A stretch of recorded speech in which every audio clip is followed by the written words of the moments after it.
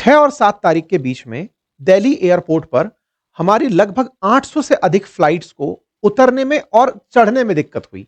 एक बार के लिए इसे टेक्निकल ग्लिच समझा गया। कहा गया कि कोई तकनीकी खराबी हो सकती है। इस तकनीकी खराबी के चलते एयरपोर्ट पर एक अव्यवस्था का माहौल रहा। दिल्ली एयरपोर्ट दुनिया के टॉप 10 एयरपोर्ट में शामिल है। आंकड़ों के हिसाब से चलें तो दुनिया में 9वें नंबर पर आता है जहां पर सबसे ज्यादा मतलब यात्राएं होती हों। ऐसे में इंटरनेशनल एयरपोर्ट और डोमेस्टिक एयरपोर्ट पर बहुत ही बड़ी अव्यवस्था पनप गई। अव्यवस्था पनप गई जो हेडलाइन बनी कि 800 फ्लाइट्स डिले हो गई हैं। 800 फ्लाइट्स डिले क्यों हुई? क्योंकि 800 फ्लाइट्स ऐसा नहीं था जमीन पर थी तो उन्हें उठकर ऊपर जाना था। जो आसमान में थी उन्हें जमीन पर आना था, सवारियां उतारनी थी, नई सवारियां लेनी थी और फिर जाना था। एयरपोर्ट पर अचानक फ्लाइट्स का आना और फ्लाइट्स का जाना दिक्कत करने लग गया। कारण तलाशा गया कि दिक्कत क्या हो रही है फ्लाइट्स को अचानक। दिक्कत के बारे में दो बातें पता चली। पहला, फ्लाइट्स को नीचे का एयर स्ट्रिप दिख ही नहीं रहा है। बोले सर फॉग हो गया होगा, बारिश हो गई होगी, धुआं हो गया होगा, वैसे भी प्रदूषण बहुत चल रहा है दिल्ली में। नहीं, हवाई जहाज जब जमीन पर उतरने की कोशिश कर रहा था, जब लैंड होने की कोशिशें कर रहा था, तो उसका जो डिस्प्ले था उस डिस्प्ले पर उसे विजुअल्स ही नहीं दिखाई दे रहे थे, या विजुअल्स जो आ रहे थे वो फर्जी आ रहे थे। जहां पर उसका रनवे है उस रनवे की जगह उसे खेत दिखाई दे रहे हैं, और जहां पर रनवे नहीं है वहां पर उसे रनवे दिखाई दे रहा है। मतलब उसको जहां उतरना है उस जगह उतरने के स्थान पर उसे कुछ और दिखाई दे रहा है। तो क्या पायलट्स का दिमाग खराब कर दिया गया? नहीं। पायलट्स उतरकर गर्दन निकालकर रनवे नहीं देखते हैं। पायलट्स अपने डिस्प्ले को देखते हैं, उनके विजुअल्स के आधार पर लैंड करते हैं। उनके अंदर का जो कॉकपिट है उसमें जो उन्हें नजारे दिखते हैं, सिग्नल से प्राप्त नजारे जो होते हैं, उनके आधार पर वो लैंडिंग प्लान करते हैं। लेकिन घटना क्या घटी? उन्हें जो घटनाएं मतलब चीजें दिख रही थी वो रिलेट ही नहीं कर पा रही थी। ऐसी स्थिति के पीछे जिम्मेदार कौन हो सकता है? निश्चित ही कोई साइबर हमला हुआ हो। इसे साइबर स्पूफिंग कहा जाता है, यानी कि जीपीएस स्पूक कर दिया गया है। अब ये जो घटना घटी उस समय तो इसे केवल एक टेक्निकल ग्लिच मान करके ज्यादा तवज्जो नहीं दी गई। लेकिन आज भारत के जो एनएसए हैं, भारतीय सुरक्षा नेशनल सिक्योरिटी एडवाइजर हैं डोभाल साहब, उनकी टीम इस विषय की जांच करने पहुंच रही है कि यार 6-7 तारीख को जो हुआ था वो उस समय एक टेक्निकल ग्लिच मान लिया गया था, लेकिन ये टेक्निकल ग्लिच से कहीं ज्यादा था। साथियों, 5 तारीख की शाम को ही एडवाइजरीज आना शुरू हो गई थी। दिल्ली एयरपोर्ट की तरफ से सूचनाएं आ रही थी कि कुछ दिक्कतें आ रही हैं हमारे सॉफ्टवेयर के अंदर। जानकारी दी जाना शुरू हुई थी, पैसेंजर्स को एडवाइजरी दी जाना शुरू हुई थी 6 तारीख के दिन सुबह सुबह भी, कि कुछ हमारी टेक्निकल ग्लिचेस आ रही हैं जिससे हम व्हीकल्स को उड़ा नहीं पा रहे हैं। फिर 6 तारीख के दिन में पहुंचते पहुंचते लगभग दोपहर में यह खबर आना शुरू हुई कि जीपीएस स्पूक हो रहा है, अर्थात जो सिग्नल है जिसको देखकर फ्लाइट उतरती है। अब जीपीएस स्पूक को मैं सही से समझाऊंगा भी कि ये होता क्या है, लेकिन एक आसान भाषा में समझिए।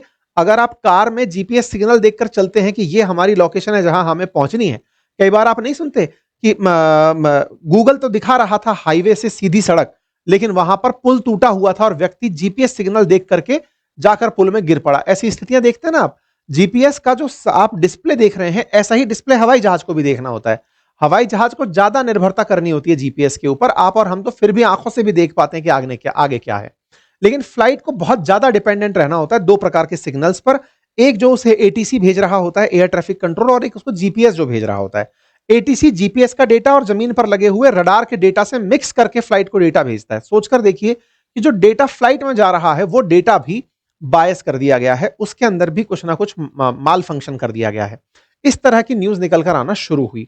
दिल्ली एयरपोर्ट के द्वारा आम जन को सूचित किया जाना शुरू हुआ कि भाई इंदिरा गांधी इंटरनेशनल एयरपोर्ट पर कुछ टेक्निकल ग्लिचेस आ गई हैं। एयरपोर्ट अथॉरिटी ने कहा कि जो हमारा ऑटोमेटिक मैसेज स्विचिंग सिस्टम है, अब ये क्या होता है, जैसे मान लीजिए कि एक फ्लाइट आनी है और दूसरी जानी है, तो इसको अगर आप अपने आसानी तरीके से करने लगे तो फ्लाइट वाले को आप फोन पर इंफॉर्मेशन दे रहे होते हैं, हाँ भाई उतर जा, हाँ भाई चला जा। एक फिल्म है भारत में काफी प्रचलित है, धमाल मूवी, जिसके अंदर विजय राज हैं और वो एटीसी पर टावर पर बैठे हुए हैं और वो सूचना दे रहे होते हैं फ्लाइट को उतरने की कि उतरने का सही समय नहीं, ये बटन दबाना था, ये नहीं दबाना था। बड़ा ही कॉमेडी सीन है।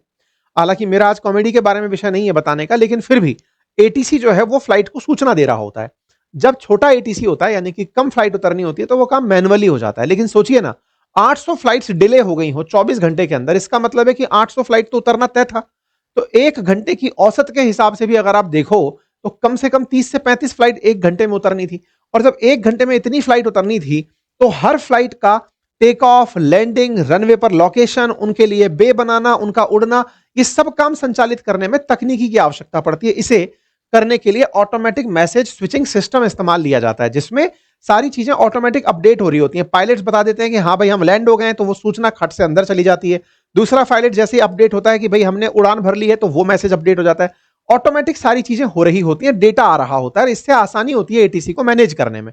लेकिन यही सिस्टम गड़बड़ा गया, तो ना केवल जो पायलट की स्क्रीन पर दिख रहा है वो गड़बड़ा गया, अपितु जिस मैसेजिंग के थ्रू ये सारा काम फैसिलिटेट होता है वो भी गड़बड़ा गया, जिससे मैनुअल काम करना पड़ा। यानी कि इंसानों को जुट जुट करके कि हाँ भाई इस फ्लाइट को आने दो, हाँ भाई इस फ्लाइट को जाने दो, एक बार में सारा कियोस क्रिएट हो गया। फ्लाइट डिले होने लगी, बहुत सी फ्लाइट्स को कैंसिल होना पड़ा। तो आप यहां देख सकते हैं इंडिगो की तरफ से ये मैसेज है, स्पाइस जेट की तरफ से मैसेजेस हैं, तमाम प्रकार की फ्लाइट्स ने मैसेज देने शुरू किए कि भाई कुछ टेक्निकल ग्लिचेस के चलते फ्लाइट डिले है, क्योंकि अब मैनुअली करना पड़ रहा है।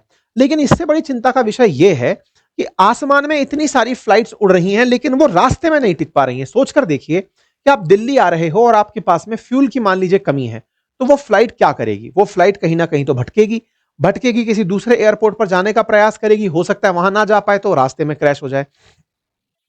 हद दर्जे की बात तो यह है कि कई फ्लाइट, मतलब सोचकर देखिए, दिल्ली दुनिया का 9वें नंबर का सबसे व्यस्त एयरपोर्ट है, और ऐसे में हमारे स्टेशन पर, हमारे एयरपोर्ट पर जो फ्लाइट्स उड़ रही हैं वो गोल गोल घूमना शुरू कर दी हैं, अपनी जगह पर चक्कर काट रही हैं।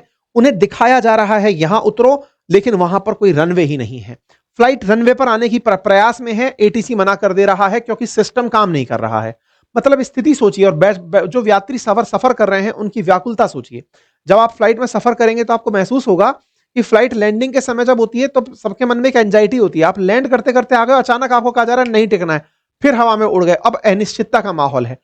फ्लाइट को चलाने वाला पायलट समझ नहीं पा रहा है। हमने अभी थोड़े दिन पहले जो गुजरात में अहमदाबाद में हादसा हुआ एयर इंडिया विमान का, उससे पूरा देश स्तब्ध था। सोचिए 800 फ्लाइट को एक साथ अगर बाधित कर दिया जाए तो कितने बड़े हमले की साजिश हो सकती है। अब यह विषय जिसको हम टेक्निकल ग्लिच मान रहे थे कि साहब हो सकता है एटीसी को मैसेज देने में दिक्कत आ गई हो, कोई सॉफ्टवेयर मिस्टेक हो गई हो, धीरे धीरे पता चलता है कि इसके सिग्नल्स को तोड़ मरोड़ दिया गया था। कैसे? जैसे जब फ्लाइट उड़ रही होती है ना, देखो क्या है, हमारी फ्लाइट्स जहां उड़ रही हैं, मतलब 18 से 30 किलोमीटर की रेंज में धरती से जो ऊपर उड़ रही हैं, उनको सिग्नल अंतरिक्ष में चल रहे जीपीएस के द्वारा मिलते हैं। जीपीएस क्या है? जीपीएस क्या है? अमेरिका ने अपनी तरफ से 31 सैटेलाइट हैं जो पूरी धरती पर घूमने के लिए छोड़े हुए हैं। ये वहां से सिग्नल्स को दुनिया भर के लोगों को भेजते हैं। जीपीएस के थ्रू दो तरह के सिग्नल मिलते हैं। जीपीएस की फुल फॉर्म है ग्लोबल पोजिशनिंग सिस्टम। जैसे भारत के पास IRNSS करके एक अपना खुद का लोकल जीपीएस है, ऐसे अमेरिका के जीपीएस का नाम है, मतलब जीपीएस का नाम ही जीपीएस है, मतलब नाम ही कॉमन उसका वहीं से पड़ा। जैसे पेस्ट को आप कोलगेट कहते हैं, ऐसे समझिए कि ग्लोबल पोजिशनिंग सिस्टम अमेरिका के पास है। तो वो जो बनाया बहुत से देशों ने, जैसे चाइना वालों ने बाइडू करके बनाया हुआ है, जीएनएसएस करके भी एक सिस्टम चलता है, लेकिन वर्ल्ड में जो सबसे ज्यादा ट्रस्टेड है वो अमेरिका वालों का है, जिसने 31 सैटेलाइट के माध्यम से पूरी दुनिया को दिशा दे रखी है। अमेरिका के जो सैनिक हैं उनके लिए वो एक अलग अनक्रिप्टेड मैसेज निकालता है, बाकी जनता के लिए वो एकदम ऑर्गेनिक मैसेज निकालकर छोड़ देता है, या फिर कहिए कि एनक्रिप्टेड नहीं है, ओपन सोर्स कोड दे देता है। तो ये जीपीएस के जो सिग्नल्स हैं, ये आप और हम गाड़ी में यूज करते हैं, या फिर फ्लाइट्स वाले भी इन्हें यूज करते हैं कि वो कहां उड़ रहे हैं, कहां उतरना है। देखो हवाई जहाज जब आसमान में होता है तो हमें तो लगता है पूरा आसमान इसकी उड़ान के लिए है, जबकि ऐसा नहीं होता है। उसको उड़ान का एक फिक्स पाथ दिया जाता है कि आप इन कोऑर्डिनेट्स के बीच में उड़ेंगे। जैसे सड़क के लिए अपन कहते हैं ना, गाड़ी को चलने के लिए हाईवे है, ऐसे ही हवा में उड़ने के लिए इनके एयरवेज होते हैं कि आपको इन्हीं रास्तों पर उड़ना है, इतनी हाइट पर उड़ना है, ताकि किसी और तरह की फ्लाइट को जाने से पहले हम बता सकें कि हाँ भाई यहां फ्लाइट आ सकती है। क्योंकि स्पीड बहुत है ना, अगर दूसरी फ्लाइट वहीं से निकल गई तो भिड़ंत हो जाएगी। तो बहुत कुछ पहले से ही फिक्स होकर चलता है, जो दिख नहीं रहा है फिर भी जीपीएस के थ्रू, कोऑर्डिनेट्स के थ्रू, लैटिट्यूड लॉन्गिट्यूड सब सेट करके चल रहा होता है। और इस जीपीएस को क्रॉस इंफॉर्मेशन दे रहा होता है धरती पर लगाया हुआ रडार। हमने अपने देश के अंदर रेडियो डिटेक्शन एंड रेंजिंग तकनीक लगाई होती है, जो इन फ्लाइट्स को बराबर ट्रैक कर रही होती है और बता रही होती है कि आप इतने नीचाई पर हैं, आप इतनी ऊंचाई पर हैं। यानी कि दो तरह से इंफॉर्मेशन क्रॉस सेक्शन होकर जारी होती है, ऊपर आसमान में लगे अंतरिक्ष के सैटेलाइट से, जमीन में लगे रडार से। इसका मतलब इनको प्रॉपर एक सूचना मिल रही होती है। इन दोनों डेटाओं को प्रोसेस करता है एयर ट्रैफिक कंट्रोल, जो कि धरती पर बना होता है। एयरपोर्ट के पास बना हुआ एक बड़ा सा कमरा होता है, मतलब एटीसी का जो टावर है ना, ऐसा सबसे बड़ा टावर होता है। अगर आप इस बार दिल्ली एयरपोर्ट या किसी भी एयरपोर्ट पर जाएं तो एयरपोर्ट पर जो सबसे ऊंची इमारत दिखेगी वो एटीसी की होती है, जिसके चारों तरफ शीशे लगे हुए होते हैं, यानी कि वो विजुअली देख सकता है कि हाँ फ्लाइट आ चुकी है। तो ये एटीसी का टावर होता है। ठीक है साहब, एटीसी में बैठी हुई टीम फ्लाइट को इन सभी डेटाओं के आधार पर एएमएसएस के माध्यम से सूचना भेजती है, ऑटोमेटिक मैसेंजर के थ्रू सूचना भेजती है एटीसी के थ्रू कि हाँ भाई तुम्हारी फ्लाइट में इतनी दूरी है, इतना दूर हो, यहां आ सकते हो, यहां नहीं आ सकते हो। कुल मिलाकर के फ्लाइट के लिए एक नेविगेशन किया जा रहा होता है, फ्लाइट डेटा यहां से देखा जा रहा होता है।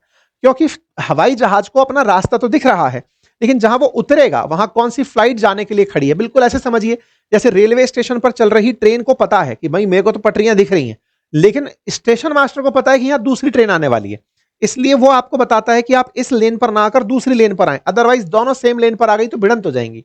ऐसे ही एटीसी एक तरह का स्टेशन मास्टर है एयरपोर्ट का, उसे पता है कि ये फ्लाइट तो यहां आ रही है, लेकिन बे से निकलकर कोई दूसरी फ्लाइट आ गई हैंगर से निकलकर और दोनों भिड़ गई तो दिक्कत हो जाएगी। तो ऐसे में इन दिक्कतों को रोकने का काम ये करता है। तो इसके पास में पूरी तरह सुरक्षा सुविधाएं होनी जरूरी है। सबसे ज्यादा दिमाग की जहां आवश्यकता होती है वो इसी एटीसी में होती है, जहां पर बैठे हुए तकनीकी विशेषज्ञ ये सब मैनेज कर रहे होते हैं। ये हिला पूरा सिस्टम हिल जाता है, मतलब आप ऐसे समझिए। तो एक प्रकार का एक बड़ा सा कमरा होता है, आप दिल्ली एयरपोर्ट पर जाएंगे तो देख पाएंगे हर एयरपोर्ट पर ये एटीसी का टावर उपस्थित होता है। ठीक है, तो फ्लाइट प्लान हो, क्लियरेंस हो, ग्राउंड कंट्रोल हो, टावर कंट्रोल हो, डिपार्चर कंट्रोल हो, एरिया सब कुछ करता है वो एटीसी करता है। हवाई जहाज से तो नजारे बिल्कुल ऐसे दिख रहे होते हैं, डिफरेंट टेरेन्स आपको स्क्रीन पर दिख रही होती हैं। रास्ता जैसे गाड़ी में से आपको दिख रहा होता है, ऐसे वहां पर भी दिख रहा होता है कि अपन को इस रास्ते पर चलकर जाना है। हवाई जहाज के कॉकपिट में बैठी हुई जो व्यवस्थाएं हैं वो ऐसी होती हैं, आगे से बस रोशनी ही आ रही है, रनवे देखने की आपके पास इतनी आजादी नहीं होती कि आप उतर कर देख लें कि हाँ नीचे कोई आ तो नहीं गया, नहीं, एटीसी आपको बताता है सब क्लियर है, चलते जाओ। ठीक है साहब, इस प्रकार से इनके कॉकपिट से जो सूचनाएं आ रही होती हैं, लेकिन सोचिए ये जो सूचनाएं यहां डिस्प्ले हो रही हैं वही गड़बड़ा कर जाएं, इसे ही जीपीएस स्पूफिंग कहते हैं। अर्थात आपके एरर्स आने लग जाएं, सिग्नल्स में एरर आने लग जाएं। अब ऐसा कब होता है? अब देखो समझो, हमारी गाड़ी के अंदर कैसे जीपीएस चल रहा है कि अंतरिक्ष में लगा हुआ सैटेलाइट अपनी रेडिएशंस हमारी गाड़ी तक भेज रहा है, लेकिन हुआ ये कि हमने जीपीएस रिसीवर एक और बगल में प्लांट कर दिया या रिवर्स कर दिया। हमने खुद के जीपीएस सिग्नल जमीन से पैदा कर दिए नकली तरीके से। मतलब आपकी मशीन को जीपीएस के सिग्नल पकड़ने हैं, जो अंतरिक्ष से आ रहे सिग्नल्स हैं उन्हें आपकी मशीन को पकड़ना है। मैंने लेकिन एक चालाकी चली, मैंने सेम वैसे ही सिग्नल जमीन पर कहीं मशीन लगाकर प्रोड्यूस किए, क्योंकि मुझे पता है कि आपकी मशीन केवल सिग्नल पकड़ती है, वो सिग्नल अंतरिक्ष से आ रहा हो या कहीं आसपास से उसका कोई महत्व नहीं है। ऐसे में आपने नकली सिग्नल पैदा किए और नकली सिग्नल पैदा करके आपकी मशीन को दे दिए, तो मशीन ने उन्हें ही सच मान लिया और सैटेलाइट के जो कमजोर सिग्नल आ रहे हैं उनको उसने अवॉइड कर दिया कि कमजोर को नहीं, मजबूत सिग्नल लेके चलेंगे। बस इसी से ही जीपीएस स्पूफिंग हो जाती है, अर्थात नकली जानकारी को मुख्य जानकारी बना देना, फर्जी डेटा इतना सारा भर देना कि आपको वो डेटा सही लगने लगे। गोबल्स थ्योरी है, झूठ को घुसा दो। अब इसी प्रकार से ये जो लोग देश के अंदर साइबर हमले प्लान करते हैं, ये क्या करते हैं, ये ऐसे ही फर्जी डेटा को फ्लोट मार देते हैं और वो मशीन जो है जीपीएस की गाड़ी में लगी हुई या हवाई जहाज में लगी हुई, वो उन सिग्नल्स को पकड़ लेती है और उनको पकड़कर उसे ओरिजिनल डेटा समझ में नहीं आता और वो नकली डेटा की तरफ चलने लगती है। लेकिन हाँ, जब ये ऐसा होने लगता है तो फ्लाइट के अन्य सिस्टम जैसे रडार वो बताता है कि आप रास्ता भटक गए हो, तो पायलट को पता चलता है कि भाई साहब हमको तो दिखा रहा है कि ये सही है, तो नीचे से एटीसी बोलता है अरे भाई रडार पर गलत दिखा रहे हो, तुम गलत चले गए हो। तो ऐसे में फिर इनको तुरंत कहा जाता है कि गलती हो चुकी है, स्पूफ हो गया है, तुम्हारे साथ किसी ने वो कर दिया है, दिक्कत खड़ी कर दी है, मैनुअल मोड पर शिफ्ट हो जाओ। तो फिर ये मैनुअल ट्रांजैक्शन पर शिफ्ट हो जाते हैं, फिर टेलीफोनिकली हाँ जनाब पहुंच जाएं क्या, आ जाएं क्या, हम कितना ऊंचाई पर उड़ रहे हैं जरा देखकर बताइए, रडार का देखकर बताइए, उस तरह की फिर इनके साथ कन्वर्सेशन होने लगते हैं। ठीक है, तो मैनुअली होने में फिर दिक्कतें आती है, लेकिन सोचिए कि ये कितनी भीषण स्थिति पैदा करने का प्रयास था कि 12 घंटे तक पूरा की पूरा मामला बिगड़ गया। साइबर हैकर्स ने इस तरह का डेटा फ्लोट किया कि रास्ता लोग भूल गए, विमान गड़बड़ा गए, इस तरह से हवाई जहाज चक्कर काटने लगे, गोल गोल घूमने लगे। सोचो 2 विमान आसमान में भिड़ जाते तो कितना बुरा हादसा होता। तो उम्मीद है कि आपको जीपीएस स्पूफिंग समझ में आई हो और इस स्पूफिंग को करने का तरीका समझ में आया हो। जीपीएस स्पूफिंग क्या पहली बार हुई? नहीं, कई बार प्रयास हुए हैं ऐसे। नवंबर 2023 से 25 के बीच में 465 बार हो चुका है। अमेरिका, रशिया, चाइना सभी बड़े देश जीपीएस स्पूफिंग जानते हैं, करते हैं। फिलहाल के लिए मिडिल ईस्ट हो या रशिया, यूक्रेन, ऐसे समय पर जीपीएस स्पूफिंग ये माना जाता है कि जो भी विवादित जगह है, जहां पर बहुत ज्यादा स्ट्रेस है, तनाव है, वहां पर जीपीएस स्पूफिंग होती है। भारत के अंदर, भारत का राजधानी दिल्ली है, अमृतसर, जम्मू, इन क्षेत्रों के अंदर जीपीएस स्पूफिंग की जाती रहती है। क्यों? क्योंकि दुश्मन प्रयास करता है कि मैं कोई हादसा कर पाऊं। अर्थात ये ऐसी चीज नहीं है जिसके बारे में हमारे पायलट्स को नहीं पता होता, लेकिन इतने बड़े स्केल पर हो जाए जिससे मामला गड़बड़ा जाए, ये कोई हमले से, साइबर हमले से कम नहीं होता है। अब सवाल बनता है दुनिया के और देश जानते हैं तो वो क्यों यूज करते हैं इसका। जैसे रूस के द्वारा अक्सर जब पुतिन यात्रा कर रहे होते हैं ना, तो पुतिन की यात्रा को सुनिश्चित करने के लिए, ताकि कोई ड्रोन जाकर पुतिन पर हमला ना कर दे या दूसरा कोई फाइटर जेट आकर हमला ना कर दे, वो पुतिन को सुरक्षा देने के लिए जीपीएस स्पूफिंग करते हैं कि पुतिन का जहाज तो उड़ रहा है, उसके पास तो मैनुअल कंट्रोल है, लेकिन आसपास के क्षेत्र में पूरा, जैसे जीपीएस जैमर होते हैं ना, वो जैमर की जगह जीपीएस स्पूफिंग कर देते हैं कि हर किसी को लगता है कि पुतिन इस जगह उड़ रहे हैं। यानी मिसाइल को अगर पुतिन का हवाई जहाज टारगेट करना है तो वो हवाई जहाज वहां ना दिखकर दूसरी जगह दिखता रहेगा, क्योंकि इतना दूर विजन तो होता नहीं है, लोकेशन की बात होती है, वो दूसरी जगह दिखना शुरू होती है। तो रूस जो है वो सुरक्षा के नाम पर पुतिन को जीपीएस स्पूफिंग के थ्रू सुरक्षा देता है। ठीक है, ये होती है, कई बार सरकारें खुद करवाती हैं, ताकि मतलब इससे रूस को तो कहा ही जाता है कि स्टेट स्पॉन्सर्ड स्पूफिंग होती है, और आजकल बहुत सस्ते में भी ये काम होने लगा है, जो कोई भी साइबर अपराधी बैठकर कर लेता है। इसलिए इस तरह की हरकतों की वजह से देश के अंदर बड़ी दिक्कत हुई। लेकिन हमारा डर इस बात पर नहीं था, हमारा डर इस बात पर भी था कि हमारा ऑटोमेटेड मैसेज स्विचिंग सिस्टम भी गड़बड़ा गया, जिसके माध्यम से हम फ्लाइट का रूट, फ्लाइट कब उड़ान भरेगी, लैंड करेगी, देरी की सूचना सब गड़बड़ा गई हमारी, तो यात्रियों को भी असुविधा होने लगी। ऐसे में सब कुछ बंद हो गया, एटीसी पर काम का बोझ बढ़ गया, देरी होने लगी, तमाम अव्यवस्थाएं पैदा हो गई, देश की इंसल्ट हुई, लाखों करोड़ों रुपए तो बर्बाद होते ही होते हैं, क्योंकि लोग नहीं जा पा रहे हैं तो दिक्कतें तो होती हैं। फिर नागरिक उड्डयन मंत्री यहां पहुंचते हैं, मंत्री मुआयना करते हैं, शाम तक पहुंचते पहुंचते अगले दिन ये मामला रिजॉल्व होता है। फिर फ्लाइट्स की तरफ से आना शुरू होता है कि we are very much thankful कि ये घटना हुई है। 7 तारीख को सब चीजें नॉर्मल हो जाती हैं। लेकिन उसके 2 दिन बाद जब दिल्ली में धमाके होते हैं या धमाका होता है, और वो धमाका जिसमें लोगों की जान चली जाती है, तो फिर अचानक दिमाग दौड़ने लगता है, यार दिल्ली में धमाका हुआ, आरडीएक्स बरामद हुआ, जीपीएस स्पूफिंग हुई, ये सब आपस में तो कनेक्टेड नहीं है। इसी वजह से एनएसए ने अपने स्तर पर इस जीपीएस स्पूफिंग की आज आईजीआई एयरपोर्ट पर जांच बिठा दी है। हमारे डोभाल साहब की टीम ने पहुंच करके इस पर विषय पर जांच बिठाना शुरू किया कि कहीं और गड़बड़ तो इस मामले के अंदर नहीं थी। अब मैं आपको यहां पर एक जानकारी और दे देता हूं। फिलहाल एयर इंडिया के साथ साथ जो और घटनाएं घटित हुई हैं वो क्या है। हाल ही में 3 आतंकियों को गिरफ्तार किया गया है गुजरात एटीएस के द्वारा। ऐसे ही एक्सप्लोजिव जो बरामद हुए फरीदाबाद के अंदर, जो अपने आप में बड़ी न्यूज बनी, और दिल्ली में धमाके।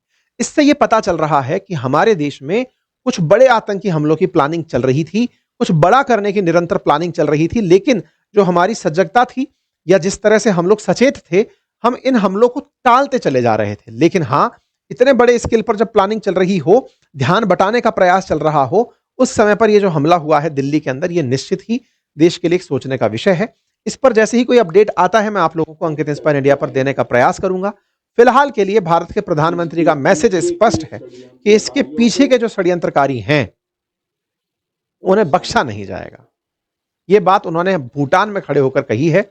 इसका मतलब देश पूरी तरह से, all those responsible will be brought to justice, ये प्रधानमंत्री का संदेश है। अर्थात जो भी जिम्मेदार हैं उनको बख्शा नहीं जाएगा। ठीक है साहब, आप लोग इस विषय पर क्या सोचते हैं, अपनी राय जरूर रखें। चैनल पर नए हैं तो सब्सक्राइब कर लें, और हाँ, history, geography, polity, economy detail में पढ़ना चाहते हैं तो मेरे द्वारा पढ़ाया हुआ कोर्स उपलब्ध है अपनी पाठशाला एप्लीकेशन पर। हमारे नोट्स उपलब्ध हैं जिन्हें आप घर बैठे मंगा सकते हैं अपनी पाठशाला एप्लीकेशन से, फ्लिपकार्ट से, यूट्यूब स्टोर से। हमारी पुस्तक जो मूल विधि संविधान की है उत्तर प्रदेश पीएसआई के लिए, आप उसे अपने घर पर बैठे हुए मंगा सकते हैं। जनरल साइंस एंड टेक्नोलॉजी की बुक उपलब्ध है, आप उसे मंगा सकते हैं। और एक बेहतरीन किताब हम फिलहाल छापने लग रहे हैं, बन जाएगी तो आप तक पहुंचाएंगे, उसे भी आप मंगा सकते हैं।